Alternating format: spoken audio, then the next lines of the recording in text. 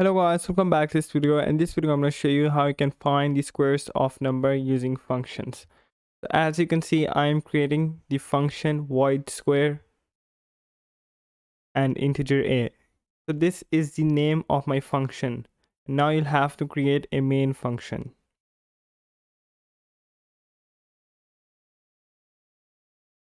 As you can see, I'm going to create another integer and now I'm going to write a line for the user.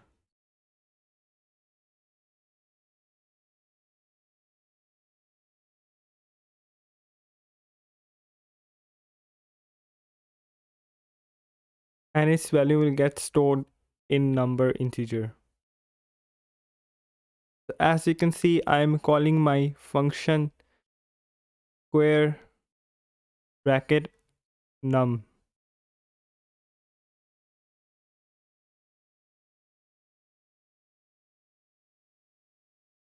And now what you have to do is you have to just write the body of your function void square, and you do not have to write the semicolon while creating the body of your square.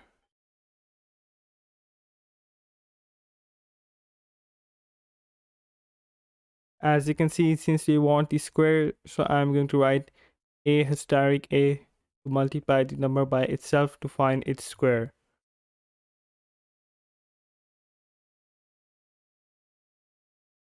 As you can see, my code is complete.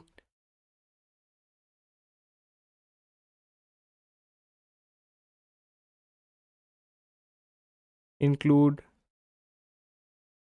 conio.h because I don't want the compiler to give me an error. As you can see, if I run it,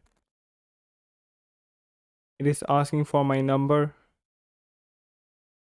And that's how you can find the squares of a number by creating functions. Make sure to like the video, subscribe, and we'll see you in the next video.